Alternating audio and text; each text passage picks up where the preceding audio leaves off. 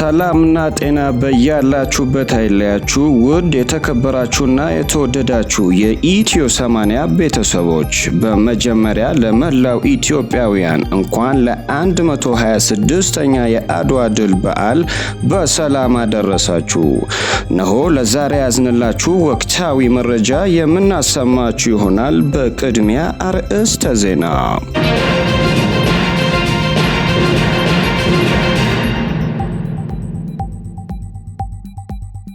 የዩክሬንና ሩሲያ ጋር በተያያዘ እጅግ አደገኛ መረጃዎች በመውጣታቸው ቀጥለዋል።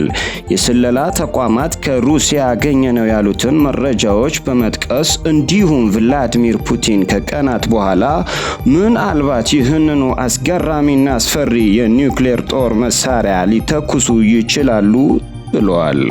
በዚሁ ላይ ያልተጠበቁና ያልታሰቡ የተለያዩ አስገራሚ ሀገራትም ከቭላዲሚር ፑቲን ጋር መቆማቸውን በይፋ አሳውቀዋል። በመቀጠል ዝርዝር ወደያዝነው ዜና እናልፋለን። ዛሬ 7ኛ ቀኑ በያዘው በሩሲያና ዩክሬን መካከል የሚደረገው ጦርነት የአሜሪካ የስለላ ድርጅቶች አገኘን ያሉትን ጥቂት የስለላ መረጃና የሩሲያ የኒውክሌር ዶክትሪን በተመለከተ ምናልባትም ቭላዲሚር ፑቲን በቀጣዮቹ ቀናት የኒውክሌር የጦር መሳሪያ በድንገት ሊጠቀሙ ይችላሉ ሲሉ የስለላ መረጃ አወጡ። ከሩሲያ ጋር የሚቆሙ ብርቱ ሀገራትም መበራከታቸው ቀጥለዋል። ሌሊቱን ከፍተኛ ውጊያ ሲካሄድ አድሯል። በሩሲያና ዩክሬን መካከል በቀጠለው ጦርነት ሩሲያ ምናልባትም ፕሬዝዳንት ቭላዲሚር ፑቲን በተጠንቀቅ የኒውክሌር ጦር መሳሪያቸው ካቆሙ በኋላ ዓለም በከፍተኛ ሁኔታ እየተጨነቀ ይገኛል።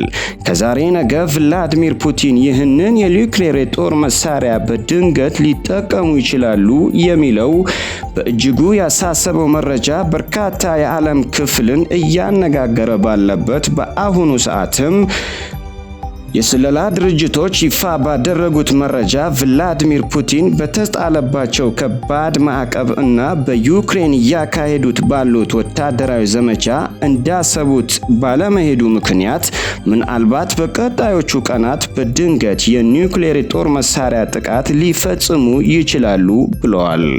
ስለላ ድርጅቶቹ እንደሚሉት በእርግጥ ውሳኔው ቀላል አይደለም፣ ነገር ግን በተጣለባቸው ማዕቀብ በእጅጉ ከዓለም ተለይተዋል ያሉ የስለላ ድርጅቶቹ ፑቲን አሁን ያሉበት ሁኔታ ከፍተኛ ጭንቀት ላይ ናቸው።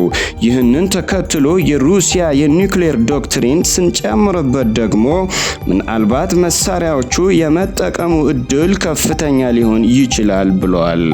የሩሲያ የኒውክሌር ዶክትሪን እንደሚለው ከሆነ ሩሲያ ማንኛውም አጣብቂኝ ውስጥና አስቸጋሪ ነገር ውስጥ ከገባች የኒውክሌር ፍንዳታ እስኪከሰትባት እና ጥቃት እስኪሰነዘርባት አትጠብቅም።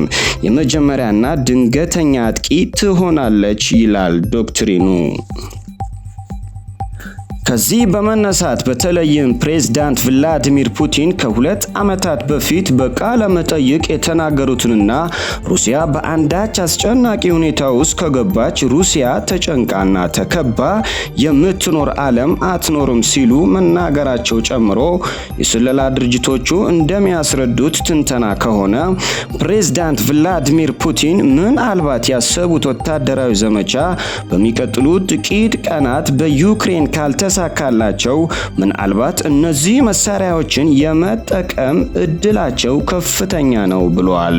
በሌላ በኩል ከሩሲያ ጎን የሚቆሙ ሀገራት እየተበራከቱ መጥተዋል። ኢራን በይፋ ከሩሲያ ጎን እንደምትቆም አሳውቃለች። የኢራን ሃይማኖታዊ መሪ አያቶላ አሊ ካሚኒ በዩክሬን ያለው ጦርነት መቆም አለበት ሲሉ የገለጹ ሲሆን ባደረጉት ንግግር ማፊያ መሰል መንግስት ሲሉ የጠሩት የአሜሪካ መንግስት የዩክሬን ቀውስ እየፈጠረ ያለው የአሜሪካ ናት ብለዋል። የዩክሬን ግጭት ሊቆም ይገባል፣ ነገር ግን የግጭቱ ስረ መሰረት እውቅና ሊሰጠው የግድ ነው። የግጭቱ ስረ መሰረት ደግሞ ምዕራባውያንና የአሜሪካ ፖሊሲ ነው ብለዋል። የዩክሬን እዚህ ያደረሳት አሜሪካ ናት ያሉት አያቶላ ካሚኒ በንግግራቸው ሲቀጥሉ አሜሪካ አሜሪካ በሀገሮች ውስጥ ጉዳይ ጣልቃ ትገባለች፣ በመንግስት ላይም ተቃውሞችን ታመቻቻለች። ሁሉም እንደዚህ ያበቃል ሲሉ ተደምጠዋል። አያቶላ አሊ ካሜኒ ዓለም ከዩክሬንና አፍጋኒስታን መማር አለበት ሲሉ ማስጠንቀቂያ ሰጥተዋል። በሌላ በኩል በማንኛውም አስቸጋሪ ሁኔታዎች ውስጥ ቢሆን ከሩሲያ ጎን እንደምትቆም የአሜሪካ ጎረቤት ሀገር ሜክሲኮ አስታውቃለች።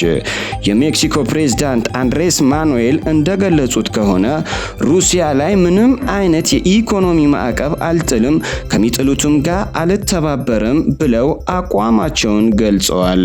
ፕሬዝዳንቱ ሩሲያ ላይ እየተጣለ ያለው ማዕቀብ ክፉኛ ነው ሲሉ የተቹ ሲሆን የሜክሲኮ ፕሬዝዳንት በጋዜጣዊ መግለጫቸው ላይ አክለው እንደገለጹት እኛ ሜክሲኮውያን ከዓለም መንግስታት ጋር ጥሩ ግንኙነት እንዲኖረን ስለምንፈልግ በሩሲያ ላይ በሚጣለው ማዕቀብ ውስጥ ፈጽሞ አንሳተፍም ሲሉ ተናግረዋል። ይህ በእንዲህ እንዳለ አወዛጋቢው የሰሜን ኮሪያው ፕሬዝዳንት ኪም ጆንግ እኛ የኒውክሌር ጦር መሳሪያ የሰራነው ልንዝናናበት አይደለም፣ ልባቸው አበጥ ያሉ ሀገራትን ልናስተነፍስበት እንጂ በማለት እጅግ በጣም ማስፈራሪያ አዘል ንግግር አስተላልፈዋል። ይህ በእንዲህ እንዳለ ለሀገራቸው ጦር ኃይል በአስቸኳይ በተጠንቀቅ ከሩሲያ ጎን እንዲቆም አዘዋል። በሌላ በኩል የኒውክሌር የጦር መሳሪያ ባለቤት የሆነችው ሌላኛዋ ሀገር ፓኪስታን ከሩሲያ የነዳጅና የስንዴ ግዢ ከመፈጸም የሚያስቆማት አካል እንደሌለ አስታወቀች። ጦርነቱ በተጀመረበት ሰሞን በሩሲያ በመገኘት ይፋዊ የስራ ጉብኝት ያደረጉት የፓኪስታን ጠቅላይ ሚኒስትር ኢምራን ካን የሩሲያ የዩክሬን ጦርነት መቀስቀስ እንዳሳዘናቸው ገልጸው በቀጣይ ከወታደራዊ እርምጃ ይልቅ ዲፕሎማሲያዊ አካሄድ ቢሆን ጥሩ ነው ብለዋል። ነገር ግን ከሩሲያ 2 ሚሊዮን ቶን ስንዴና ከፍተኛ መጠን ያለው የተፈጥሮ ጋዝ ያለምንም መሰናክል ለመግዛት መወሰናቸው በመጥቀስ ምንም እንኳ አሜሪካና ምዕራባውያን በሩሲያ ላይ ማዕቀብ ቢጥሉም እኛ ግን ከሩሲያ ጋር እንዳንገበያይ የሚያደርገን አንዳችም ምድራዊ ኃይል የለም። የኛ ፍላጎት እኛ እንወስናለን፣ ማዕቀብ ስለተጣለ አብረን አንጥልም ብለዋል። በሩሲያ በነበራቸው የ2 ቀን ጉብኝት በኋላ ጠቅላይ ሚኒስትሩ ለሀገራቸው መገናኛ ብዙሃን ትላንት አመሻሹ በሰጡት መግለጫ ፓኪስታን ያላት የነዳጅ ሀብት እየተመናመነ በመምጣቱ የነዳጅ አቅርቦት ከሩሲያ እንዲኖረን ከማድረግ ባለፈ ቀደም ሲል ያደረግነው የ2 ሚሊዮን ቶን ስንዴ ግዢ እናከናውናለን ሲሉ ለኛ የሚጠቅመንን እኛ ፓኪስታናውያን ብቻ ነን የምናውቀው ሲሉ ከፕሬዝዳንት ፑቲን ጋር ያደረጉት 4 ሰዓት የፈጀው ውይይት ውጤታማ ነው፣ ከሩሲያ ጎን እንቆማለን ሲሉ ቃላቸውን አስቀምጠዋል።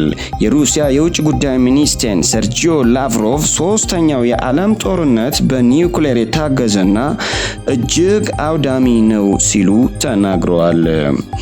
ውድ የተከበራችሁና የተወደዳችሁ የኢትዮ 80 ቤተሰቦች ለዛሬ ያዝንላችሁ ወቅታዊ መረጃ ይህንን ይመስል ነበረ።